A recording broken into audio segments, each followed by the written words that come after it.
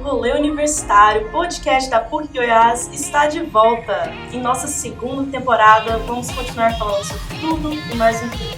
Vai ter conversa sobre a vida universitária, histórias, curiosidades e muito mais. Como já sabem, somos a PUC Goiás em todas as redes. Se inscrevam no nosso canal no YouTube, ativem o sininho, curtam, comentem e compartilhem. Nós apaganhos e vamos para o mais um. Sou Elisa Monteiro e hoje nós vamos falar sobre saúde mental dos estudantes universitários.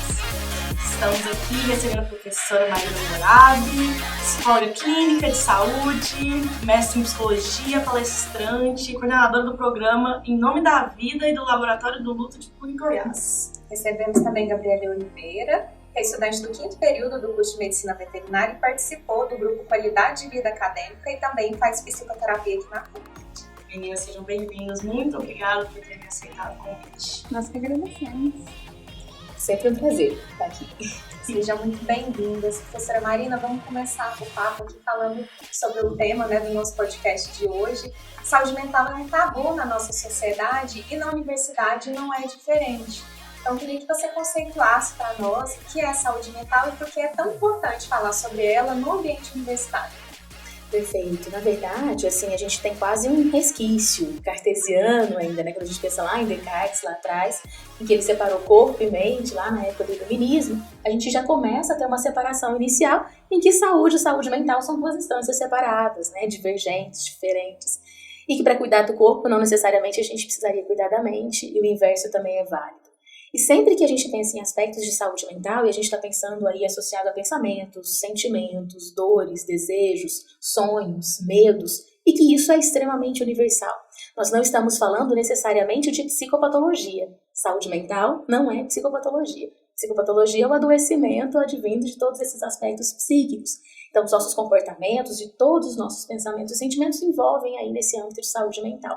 E a gente tem uma cultura que é uma cultura de que a gente tem que dar conta. Sim. A gente tem que ser capaz. E aí, se eu penso no âmbito universitário, isso fica ainda mais rígido. Porque a gente está aqui em um movimento que não só dentro da sala de aula, nos grupos, é instaurada essa competitividade enquanto lógica de mercado muito marcante, mas o tempo todo essa dificuldade quase que de ponderar também sobre um pedido de ajuda, de ver que esse outro é um ser humano, para além de ser um futuro médico, um futuro advogado, um futuro psicólogo ou médico veterinário, ele é um humano que tem dores, medos e desejos, assim como eu.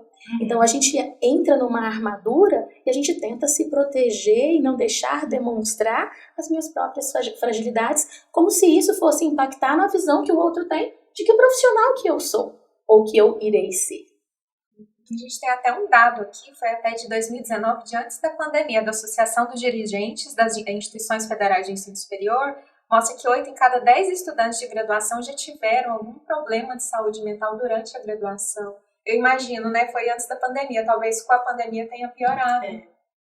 E não só os índices, não só os números de piora. O que a gente tem percebido muito da pandemia para cá é a piora dos sinais e sintomas. Então, às vezes, a gente tem uma quantidade maior. E aí não falo só de acadêmicos, eu penso em todos os atores sociais que estão envolvidos na universidade. Acadêmicos, professores, colaboradores, todos nós estamos sendo atravessados por essas demandas pandêmicas, inclusive, que são extremamente sobrepostas. Então, o acadêmico e a acadêmica, quando chegam na universidade, é um mundo muito novo. Não só de dentro da universidade, a forma de estudo, a pressão, o estresse que vem, o tanto de coisa para fazer ao mesmo tempo. Então, esse mundo de possibilidades é super legal. Posso fazer iniciação científica, posso fazer monitoria, posso... Extensão, exatamente. Tenho tantas disciplinas diferentes para estudar. Como é que eu vou ser como profissional? E eu começo a entrar nesse movimento ansiogênico de como lidar com tudo isso ao mesmo tempo. E parece que eu estou sempre perdendo alguma coisa. Parece que eu estou deixando a vida escapar por entre os dedos. E isso tende a intensificar. É engraçado porque aqui a gente tem uma falsa liberdade, Eu posso entrar e sair da sala a hora que eu quiser. Não tem um bedel ali do lado me controlando. Mas, ao mesmo tempo, eu preciso aprender a gerir esse meu próprio caminho. Agora sou eu e eu, aqui dentro e lá fora. Então, isso tende a intensificar esses fatores de pressão social. Pós-pandemia, que estamos muito mais vulnerabilizados em tudo isso, essa pressão tende a ficar ainda mais acirrada e a nossa irritabilidade muito maior, o nosso limite em lidar com as situações adversas muito menor. Então, o adoecimento ele tende a ficar realmente mais cristalizado agora. Não, parece que com a pandemia também tanto questão de empatia quanto questão de convivência social, parece que piorou bastante, assim. Parece que a gente meio que parou de... a gente esqueceu um pouco de como conviver socialmente, parece, sabe?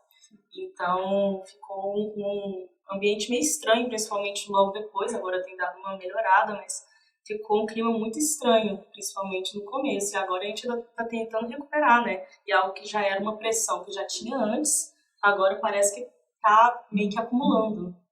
Aquilo que às vezes a gente conversava muito, até no grupo, né? Gabi frequentou o grupo conosco quase um ano, e eu acho que essa questão da presencialidade nos dá essa possibilidade disso daqui que a gente tem em cima da mesa. O cafezinho, o pão de queijo juntos, o corredor juntos, ir para o carro, tomar um café, voltar, beber uma água. Do encontro, né? A experiência do encontro. Esse tempo livre talvez seja um dos fatores de proteção para a nossa saúde mental que a gente mais perdeu na pandemia. Sim. E ao perder, a gente não só foi cristalizando os aspectos que a gente já tinha de adoecimento anteriores, como a gente perdeu o manejo disso. Eu não tenho como falar objetivamente do outro o tempo todo. O outro está me vendo pessoalmente, para além de um quadradinho dentro de uma câmera. Como é que eu me mostro? Como que eu me escondo? Sim, a máscara também, que parece que foi mais uma barreira, né? Que, nossa, você não consegue interpretar direito as pessoas com a máscara, né? Sim. Com certeza. E aí parece que, justamente, que eu tava falando, você fica com muito estranhamento depois para até interpretar o que o outro tá falando, ficou tudo mais complicado, mas quebrar essa barreira, eu acho que depois que a gente voltou, tem sido algo que eu tenho notado, tipo, tanto comigo, como os grupos de amigos, essas coisas, que tem sido complicado a comunicação. Então, tipo assim, até para poder conversar sobre essas coisas, parece que você tem um impedimento, assim, você mesmo se impede de conversar sobre essas coisas. E eu acredito que na volta da universidade, porque eu entrei e era pandemia, então era sistema híbrido. Eu tinha aula online. Você entrou em 2020? 2021. Eu entrei no início de 2021. E aí, quando eu entrei, era aquele sistema híbrido. Minhas aulas práticas eram presenciais e as teóricas eram online. E aí foi isso 2 períodos. E assim, mantendo isso, vendo as pessoas pela telinha, de vez em quando um encontro, às vezes semanal, mas não era muito, tipo, a gente não conversava muito, porque ninguém se conhecia direito. Sim. Então não tinha muito contato, sempre igual isso de máscara, então você nem conhecia direito o rosto da pessoa, a gente não ficava muito perto, porque tinha bastante medo. Então, quando voltou pro presencial, foi um baque. Foi quando eu comecei o projeto, o grupo de apoio da saúde, da qualidade de vida acadêmica, e foi quando eu comecei a participar, porque assim, eu conheci de uma outra forma, mas foi muito bom ter participado, porque deu pra entender que não era só comigo, que todo mundo passava por aquilo, que eu pensava, tipo assim, nossa, parece que eu não consigo fazer amizades rápido, porque, tipo, saiu de um meio online, aí a gente foi pro presencial, tipo assim, do nada, de cara, uma coisa super nova, né, você sai do ensino médio, vai pra faculdade, é totalmente diferente, então super novo aquilo, professores totalmente diferentes, que agem com a gente diferentes, igual a gente falou, você tem meio que uma liberdade, você sai da sala a hora que você quiser, não tem muito aquela coisa, igual na escola, eu posso ir ao banheiro, ou alguma coisa do tipo, assim, você pode mexer no celular e tal, então foi muito difícil essa mudança, muito rápida e drástica, porque tava de um jeito e do nada foi pro presencial, e aí foi, tipo, tudo ao mesmo tempo, e muita prova, muito conteúdo, muita coisa, grande, foi né? Muito, tipo assim, um baque mesmo pra voltar pro presencial.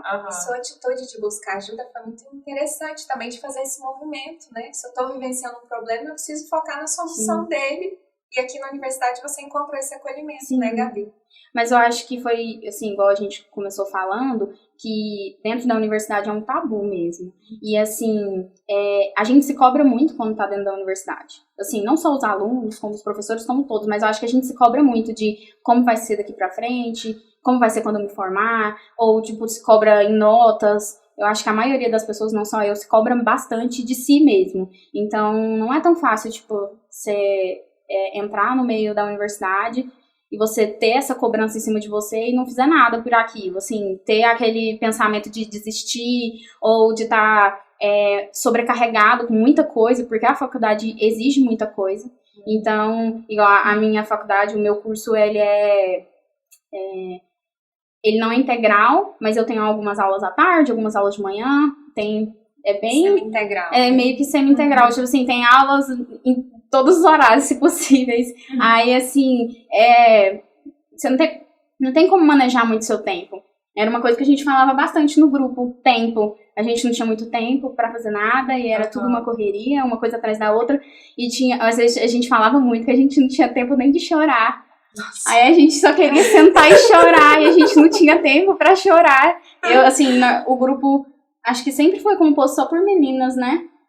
Não tivemos nenhum menino junto com a gente no grupo, mas a gente sempre comentou sobre isso, que a gente não tinha muito tempo e às vezes a gente tava tomando banho e chorava enquanto tomava banho, era isso. Então, assim, era um tempo o tempo que deu. Aliviar tudo isso que eu tô sentindo, a gente chorava lá pra isso. Esse dado que ela trouxe é interessante, de ter mais meninas. Os homens têm mais resistência em buscar ajuda ou o perfil do curso tem mais meninas? Não, na verdade, esse grupo, né, de qualidade de vida acadêmica, ele é aberto para todos os cursos da universidade. Então, todos os acadêmicos podem fazer parte dos grupos. E é muito interessante o que vocês pontuaram agora sobre buscar ajuda, porque quando a gente anda nos corredores da universidade e conversa com os professores, é evidente a grande demanda que a gente tem para atendimento. Dessa grande demanda, quantos efetivamente chegam para o suporte? Uma porcentagem mínima. Do primeiro semestre que a gente teve, qualidade de vida acadêmica enquanto grupo continuado, nós tivemos mais de 700 inscrições. Quantos efetivamente vieram? Uma média de 25. Desses 600 inicialmente inscritos.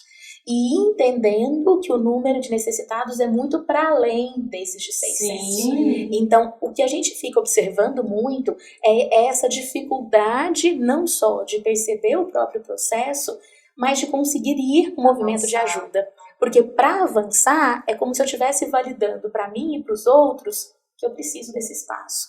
E gênero tem muito a ver com essa questão de eu ter que dar conta sozinho. Então, o que eu percebo? Lá na psicoterapia, especificamente, né, no projeto de apoio psicossocial ao acadêmico de graduação ou pós-graduação da PUC Goiás, olha o tamanho do nome do projeto, né? Psicossocial, lá da Clínica Escola de Psicologia, aí pareia um pouco mais o gênero. Por quê? Porque é individual. Ninguém tá me vendo. Então eu tô procurando psicoterapia, só vou eu, meus amigos nem ficam sabendo disso, inclusive nos procuram no privado para falar, queria ir, como é que eu chego lá? Mas na hora que a gente passa no grupo geral, nas salas, porque a gente não faz só o grupo de qualidade de vida acadêmica, a gente acaba rodando também as turmas, né? De calouros, de veteranos, pré-ENAD, situações de crise.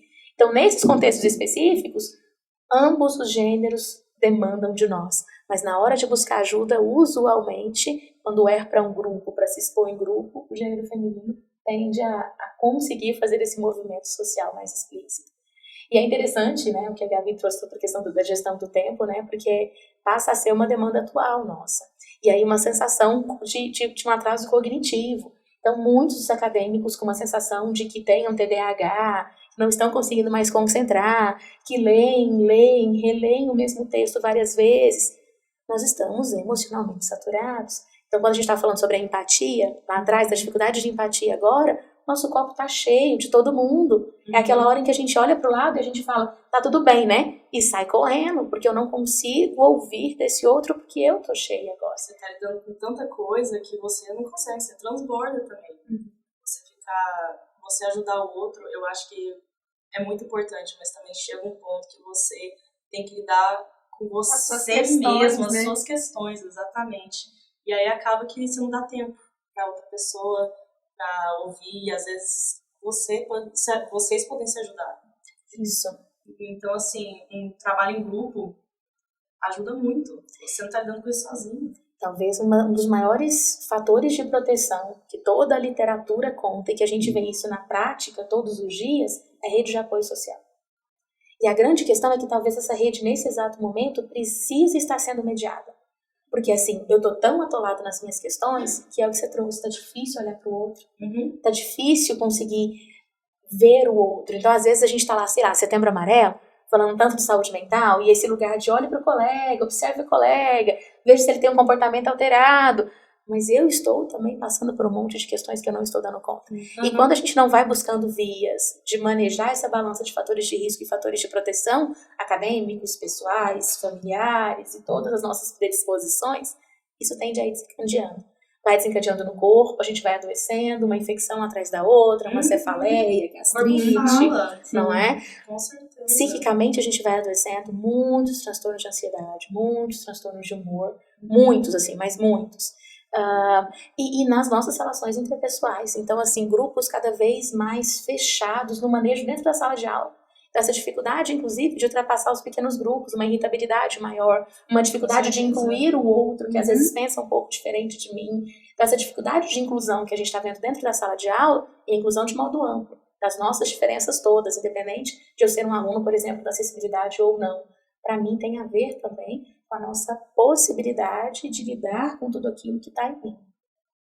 Gabi, como que ficou a vida depois desse acompanhamento aqui? Ficou mais leve? Sim, Você estava relatando um estágio, né, sim. que é uma rotina de emergência, de atender pacientes. Como que tá a vida agora? Sim, assim, melhorou bastante em relação, igual a gente comentou agora sobre o tempo, eu tô conseguindo manejar melhor o meu tempo. E assim, não me sobrecarregar. Uma coisa que a gente falou no grupo, e eu lembrei agora, a gente falou que feito é melhor que bem feito.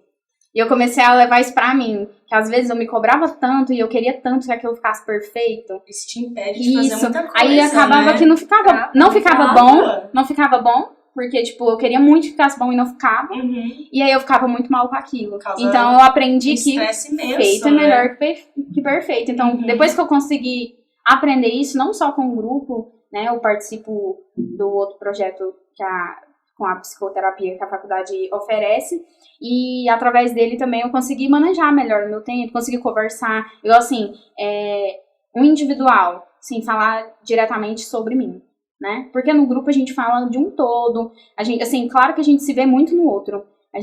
Eu consegui muito ver que, tipo, não era só eu que tava passando por aquilo. E que, tipo assim, a maioria das meninas reclamava muito sobre o tempo, reclamava muito de estarem sobrecarregadas, que era o que eu tava sentindo. Então, assim, era muito bom estar lá e poder compartilhar com aquilo. E eu aprendia muito com o que o outro fazia. Mas eu fiz isso, deu certo. Aí eu tentava pôr na minha rotina. Do seu grupo de apoio. Você precisa de pessoas para saber que você não tá sozinha, para saber que aquilo que tá te sobrecarregando, você pode conversar com o próximo, sim. Isso daí tira um peso das suas costas. Sim, ajudou bastante. uma rede de apoio mesmo, exatamente, né? Exatamente. E eu acho que é uma coisa muito difícil hoje em dia, até com familiares, amigos, assim, parece que as pessoas mais próximas de você também, às vezes, são as que menos estão dispostas a ouvir.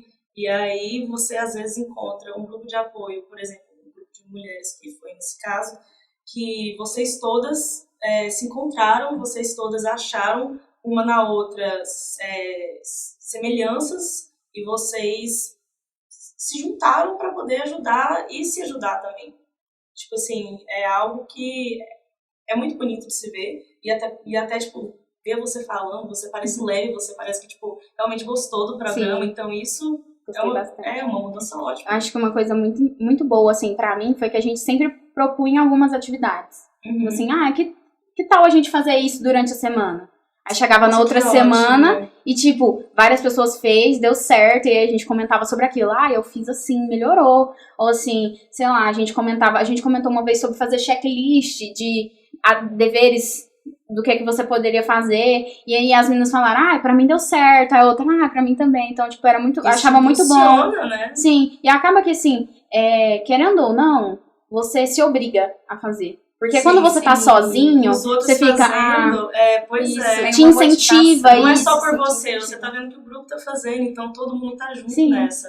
Acaba que te motiva muito mais a fazer, porque no cotidiano era muito assim, beleza, eu tenho que fazer isso, mas ficava tão cansativo, tipo, já tinha tanta coisa, acabava que eu não fazia. Então, assim, com o incentivo de todas as outras, com, assim, ver que elas estavam fazendo também, estava dando certo, eu colocava na minha rotina também, pra ver se ia melhorar. Assim, claro que algumas coisas davam certo pra mim e não dava certo pra outras, né, porque somos pessoas diferentes, mas a gente ia testando o que dava uma pra outra e ia conversando sobre aquilo. A gente também acabou criando um grupo no WhatsApp e aí uma ia conversando com a outra, perguntando coisa de curso uma pra outra. Meu cachorro! Você vai mandar uma mensagem, Gabi, o meu cachorro, não sei o que, eu já ia respondendo também. Então, assim, a gente acabou, assim, tendo uma amizade e aquilo foi muito bom, porque a gente começou a se unir mesmo, assim, de falar, olha, tá acontecendo isso. Lá, né? Sim, aí chegava, nossos encontros eram na terça-feira, então a gente chegava, eu foi assim a semana.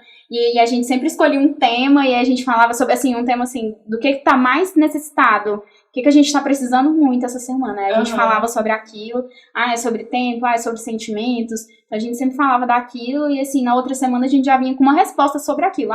Na minha semana eu tentei ser mais calma. Nossa, Aí a gente já chegava e, tipo, comentava sobre aquilo. E sempre era muito bom, assim, ter esse encontro. Conversar uma com a outra, poder discutir. Tá junta, né? Sentir isso é muito bom, muito importante.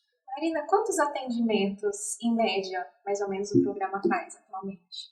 Bom, o ano passado, assim, em média, 500, a gente fechou em mais ou menos 500 e poucos atendimentos ao fim do ano, né? Porque a gente pensa nos atendimentos individuais e nos atendimentos grupais. E a gente roda essas diversas especificidades, não é? E aí até, ouvindo a Gabi na fala dela, né, essa construção de estratégias. E é muito legal porque isso não é de uma pessoa só.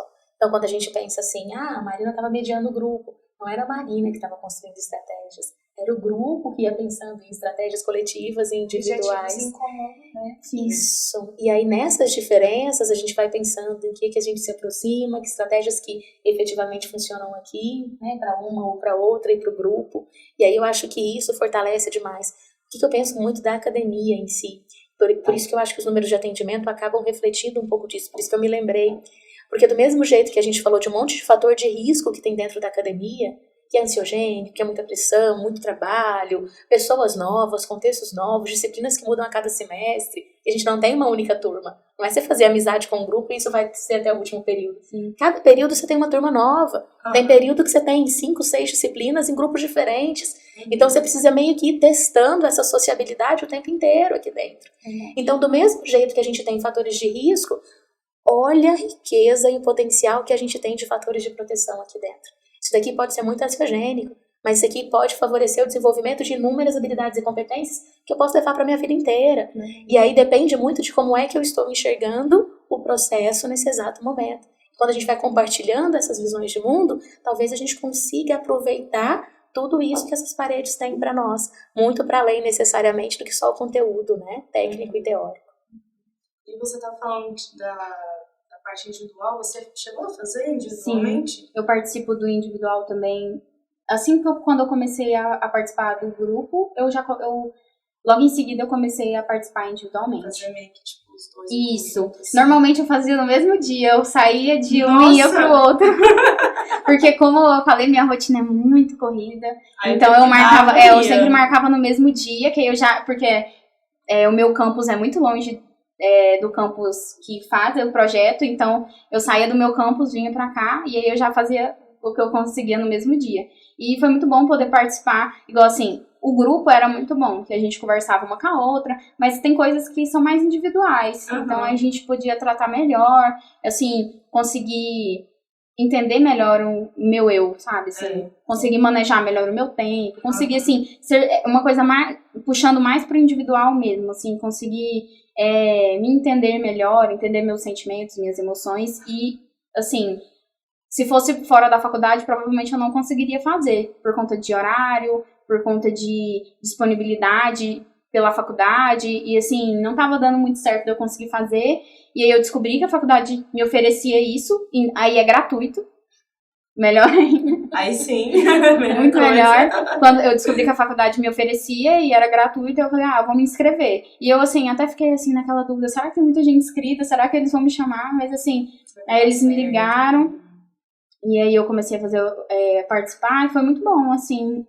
Acredito que mudei bastante, não só na minha rotina dentro da universidade, quanto fora também. Porque, assim, eu fui com a demanda da universidade, fui com aquilo, assim, estava muito cheia, muito com horários muito corridos, a minha vida muito bagunçada, e aí eu comecei, tipo assim, entender que eu conseguiria resolver melhor na faculdade, não só lá, fora também, me relacionar melhor com as pessoas, né, assim, me pôr como na forma de me expressar. A gente falava muito no grupo que eu jogava tudo em cima do meu namorado. Ele estava estressado, eu ia lá e brigava com ele. Não, as pessoas mais próximas, assim, parece que é as que você mais joga em cima. Mas E tava com a cabeça muito cheia, eu ia lá e descontava a minha raiva nele, ou no meu irmão, coitado. Tanto que chegava o próximo encontro, as meninas perguntavam pra ela, e aí, como é que foi com seu namorado essa semana? Tipo, ele sofreu muito ou foi tranquilo pra você? Viva ainda, tudo pão.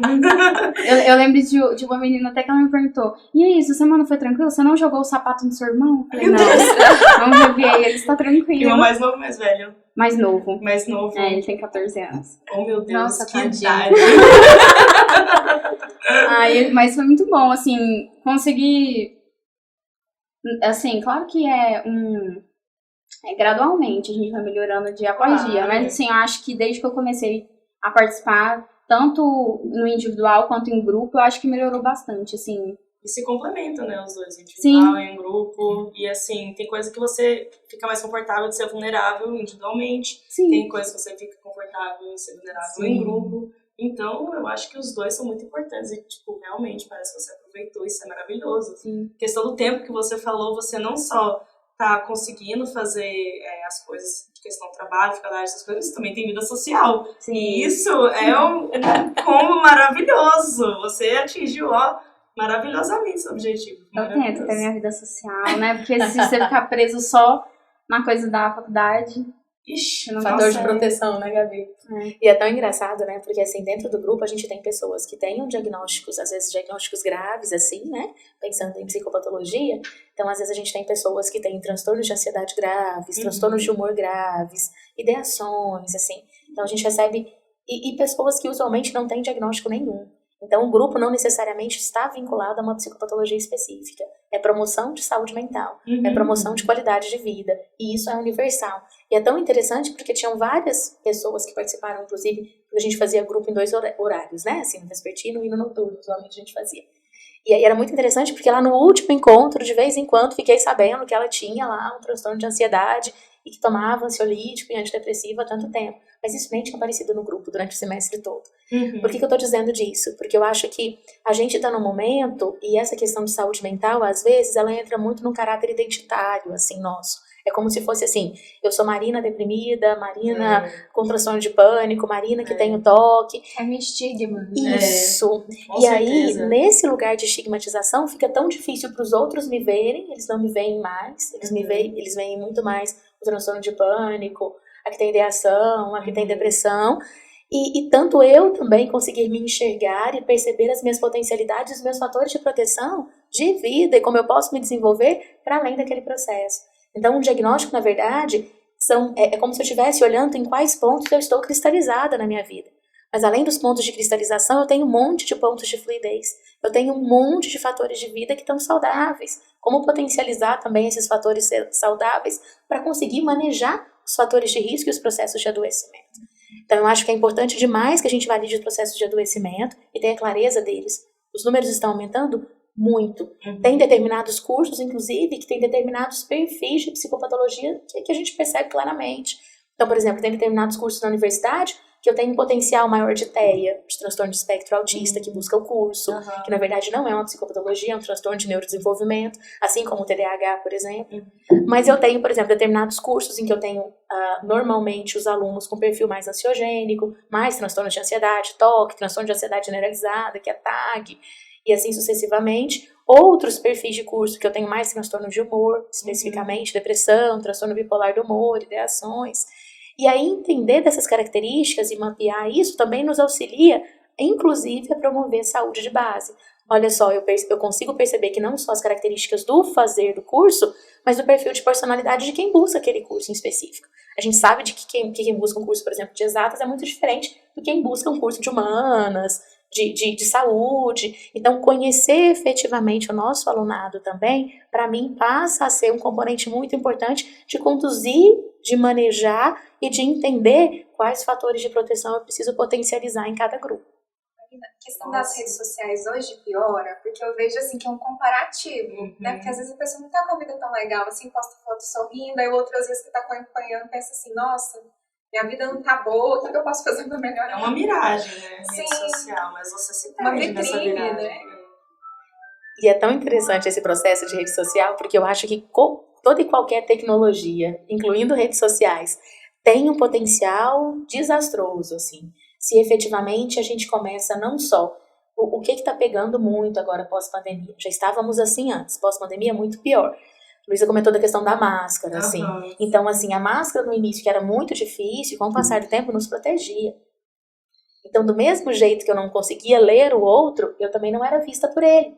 E agora que eu estou sendo vista? Então, o ser vista, quando eu não me vejo bem, quando eu não acho que eu tenho uma boa autoestima, uma sensação de competência, né, uma boa autoimagem, como é que é ser vista pelo outro? Então, quando eu penso, por exemplo, em algumas coisas que a universidade traz, seminário, trabalho que eu preciso apresentar, ficar na frente, professora, não posso ir porque eu tenho fobia social. E aí eu não sei se é uma fobia do ser visto, do ser olhado, do me ver. Então, eu penso assim, todo esse percurso... Eu até esqueci qual era a pergunta, desculpa. Questão das redes sociais, tá vendo? Até me perdi porque eu fui falar do seminário aqui, ó.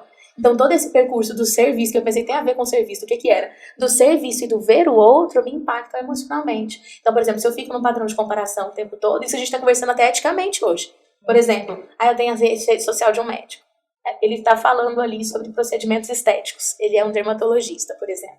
E aí ele tá contando da técnica dele. E do lado ele posta sempre fotos de uma família margarina e uma família perfeita. O que ele está dando a induzir naquela rede? Que efetivamente, se eu fizer esses procedimentos, eu vou ter essa família? Porque o que eu quero não é o procedimento. O que eu quero é que esse procedimento vai me trazer. Então, o problema da rede social é que eu busco algo que já está em mim, que está idealizado, mas que normalmente esse idealizado está muito longe da realidade. Quanto mais esse ideal é longe da realidade, mais eu tendo a olhar para mim e me frustrar. Aí mais feia eu me vejo, pior a minha vida fica, com menos recursos eu tenho. Isso tende a adoecer muito, a cristalizar muito o adoecimento psíquico. E outra coisa que eu acho que é importante é a questão dos grupos. Assim, ó, rede social tem um grande potencial para fazer grupos promotores de saúde para as mais diversas facetas. Normalmente a gente não usa para isso. Se eu estou adoecida, eu tendo a procurar grupos de iguais. Então, se eu estou, por exemplo, com transtorno de humor, eu vou procurar grupos de pessoas com transtorno de humor, com transtornos de autodano, E aí, nesse processo, ao invés da gente conseguir se fortalecer e encontrar meios de promoção, a gente vai afundando cada vez mais e encontrando vias cada vez mais patológicas de manejar essas frustrações, essas questões sociais. Então, a rede social ela tem um potencial enorme, se bem trabalhada.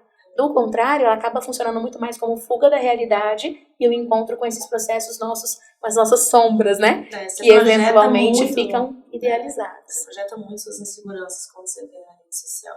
Isso é muito perigoso, porque você também quer ver mais e quer ver mais. Quando você vê, você passou 3 horas na rede social. Quando você viu, você só tá se enfiando no buraco, a inércia fica lá.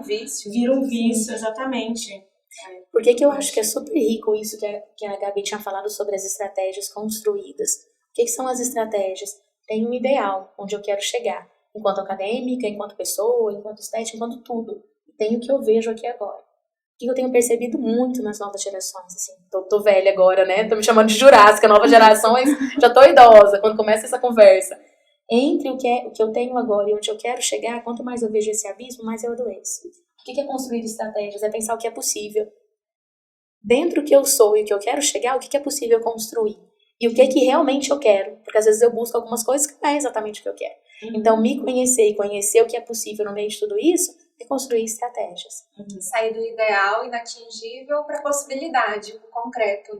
É disso. O que é possível? E dentro do que é possível, onde está o meu desejo? A gente sempre brinca muito disso, né? Assim, é difícil universidade demais dar conta. Onde está o meu sentido? Onde está o meu desejo? O que eu busco? Como diria Freud lá atrás, a gente banca o custo do desejo. Se o meu desejo realmente estiver aqui, a gente banca o custo. Todo desejo tem um custo. A gente não tem uma idealização de pensar que há algum desejo sem custo. A questão é que eu consigo construir estratégias de bancar o custo disso daqui, se eu encontro o sentido disso daqui para mim.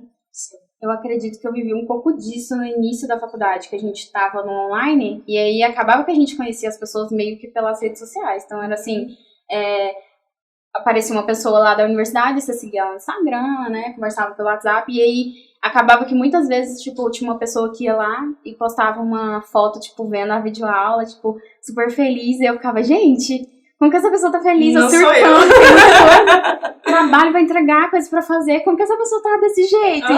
E eu, tipo assim, era aquela coisa meio que eu queria estar super feliz, até, tipo assim, gera aquela coisa, será que eu tô fazendo o curso certo?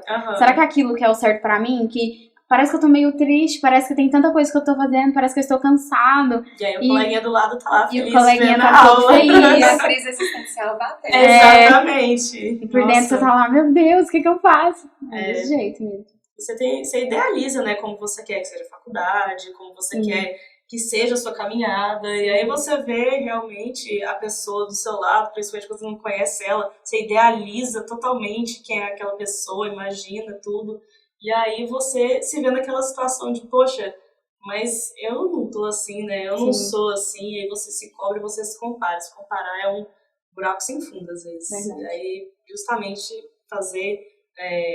conversar com os colegas e fazer individualmente também, que é a hora que é importante para você justamente não entrar em buracos desse jeito. É muito importante. Gabi, pegando essa experiência, faz um convite para o acadêmico, para o acadêmico que está acompanhando o episódio de hoje. Sim. Fala sobre a importância mesmo de buscar ajuda.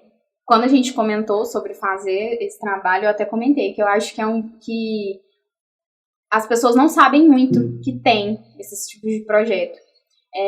Eu não falei no início, eu conheci o grupo de apoio através das minhas horas da UVG. Eu sou bolsista da UVG, e aí para fazer as horas eu conheci ele. E assim, eu fui meio sem perspectiva, sem saber o que ia acontecer, e no primeiro encontro eu já achei incrível, assim, as meninas foram, eu nunca imaginaria que elas iam falar da vida delas, como elas começaram a falar, assim, né? De cara elas já começaram, meu nome é tal, eu faço isso, eu faço aquilo, já contou a rotina delas, e aí eu fui contar a minha também, assim, achei muito bom conversar, tipo assim, poder, e são pessoas de outros cursos, né, então assim, não é que a pessoa não passa pelaquela mesma realidade que você, mas acaba que passa pelos mesmos problemas, então assim, foi muito bom ter conhecido, e assim, meninas que estavam mais à frente, estavam prestes a se formar, meninas que tinham acabado de entrar, e foi muito bom conhecer esse tipo de pessoa.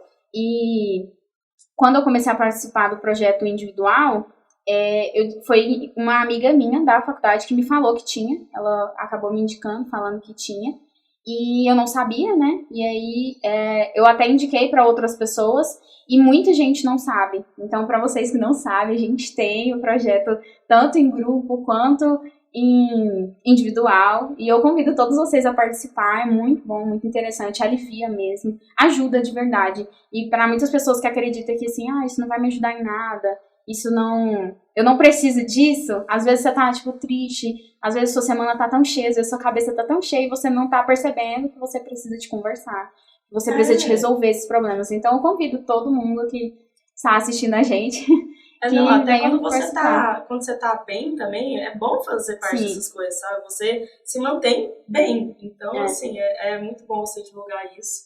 E que bom que você gostou, porque realmente muita gente precisa e a gente sabe disso. Eu sempre escutei muito um ditado, assim, que quando você tá no alto, tem que tomar cuidado para não cair. Exatamente. Então, até que quando você estiver lá feliz, alegre, tem que participar mesmo, ainda, né? Continue no alto. É isso.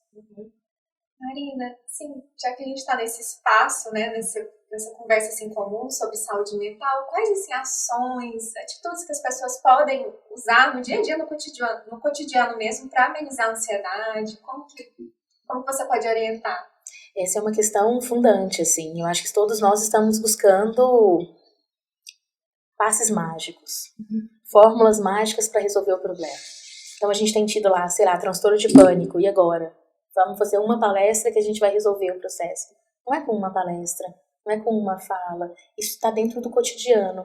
Então, quando você falou quais estratégias dentro do cotidiano, eu acho que é aqui que a gente consegue olhar para a nossa própria vida. Eu acho que isso é fundamental. Esse é um exercício diário. E entender, pensando na sua saúde mental, quais são os estressores que você percebe? O que tem mais te estressado? O que mais tem te gerado ansiedade? Quais são as maiores dificuldades que você tem tido?